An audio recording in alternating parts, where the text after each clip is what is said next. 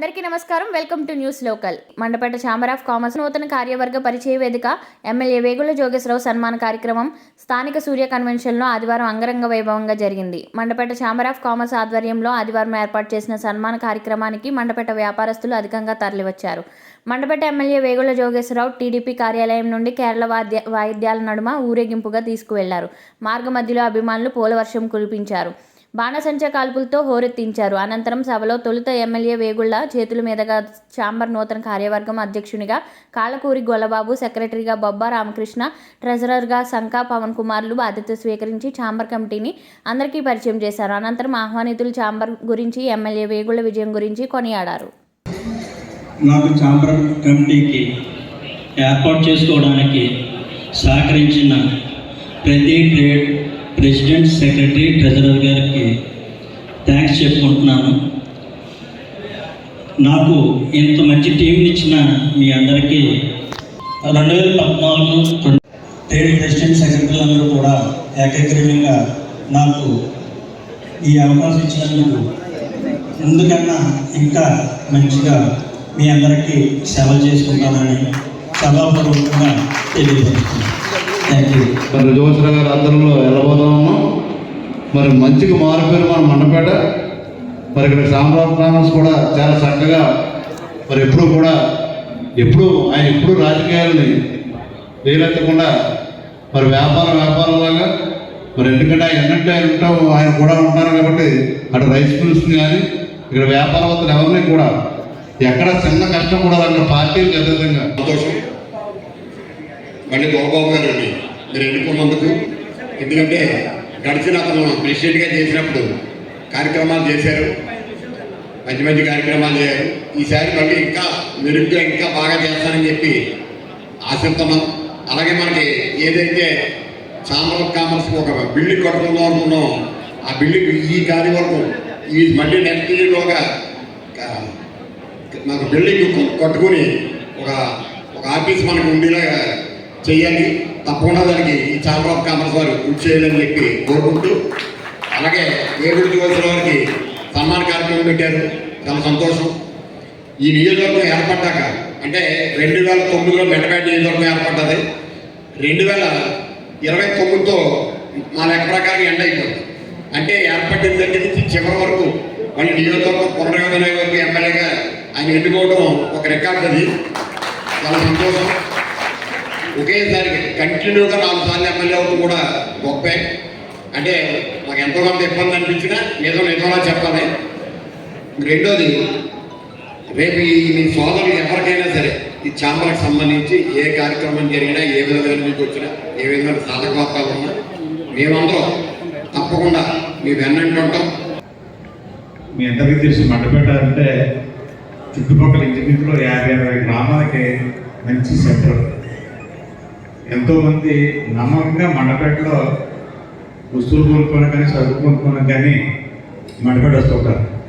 మండపేట అంటే ఇదో నాణ్యమైన సరుకులు నమ్మకంగా అమ్ముతారని చెప్పి పెద్ద పేరు.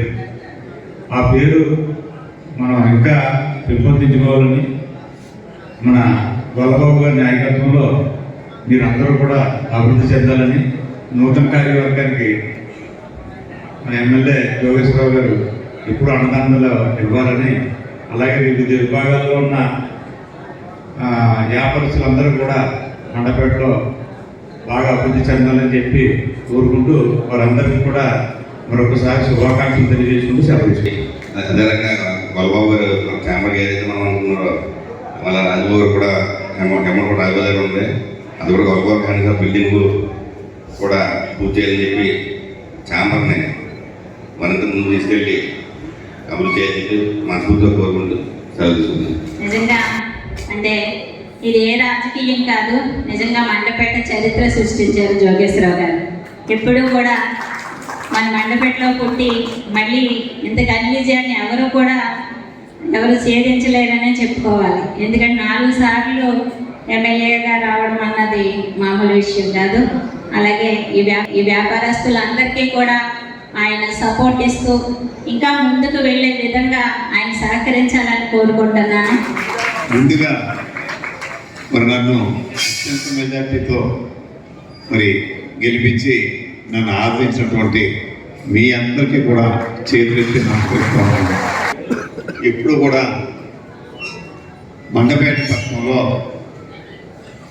లేదా మండపేట నియోజకవర్గంలో రాజకీయాల్ని వ్యాపారాన్ని ఎప్పుడు కలపలేదు.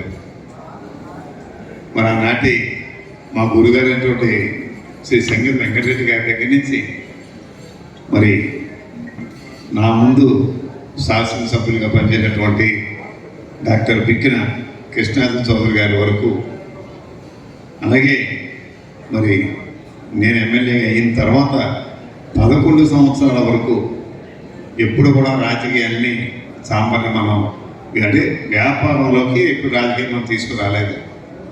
కానీ మొట్టమొదటిసారిగా మరి 2021 అనుకుంటాను మరి ఒక తప్పుడు గొడవల్ని సృష్టించినందువల్లనే మరి నేను కూడా మొన్న శ్రీ నారాయణ రెడ్డి గారు ఫోన్ చేసి ఏమంటే వేళ మనకి ప్రజాస్వామ్య పద్ధతిలో ఎన్నిక అవ్వలేదు కాబట్టి మరి వాళ్ళు ఎవరైతే బాడీ ఉందో ఆ బాడీని తగ్గిపోమని చెప్పి కోరిన తర్వాత తగ్గిపోయిన తర్వాత మీరందరూ కూర్చుని మళ్ళా ఎన్నికలు ఎప్పుడు ఏంటనేది జరుపుకోండి అని చెప్పి ఆ రోజు చెప్పడం జరిగింది.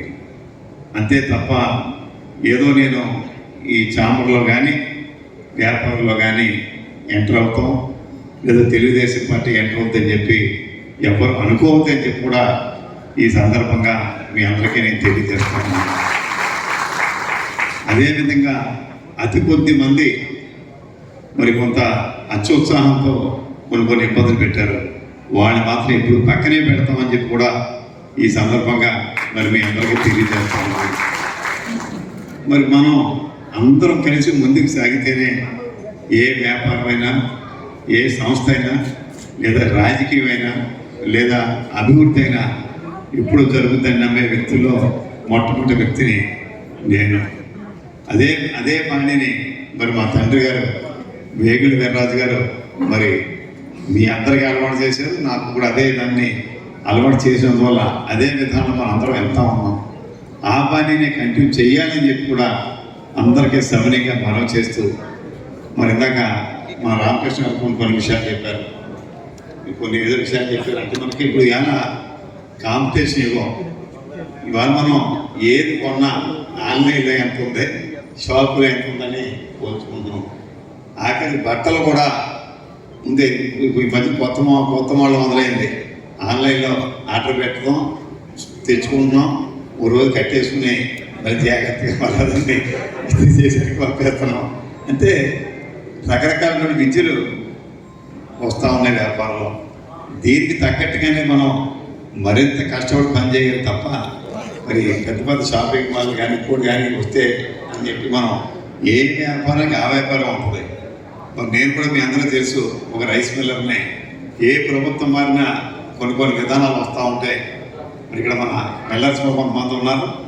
మనందరూ మాకు ముఖ్యులు మా మిత్రులు నారాయణ గారు ఎదుర్కొంటూ ఉన్నారు.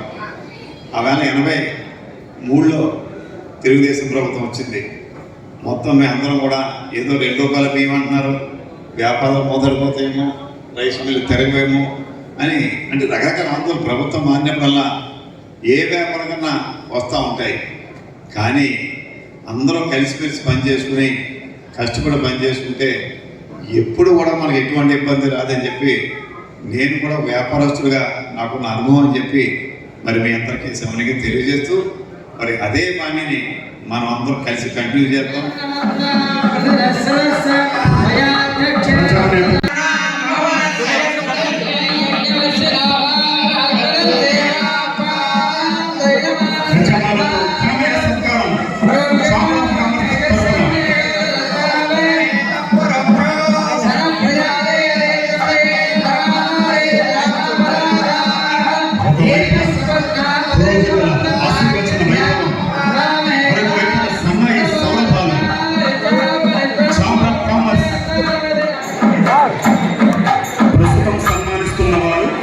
ఏజెన్సీస్ అండ్ ఆటోమొబైల్స్ కమ్యూనికేషన్స్ తదుపరి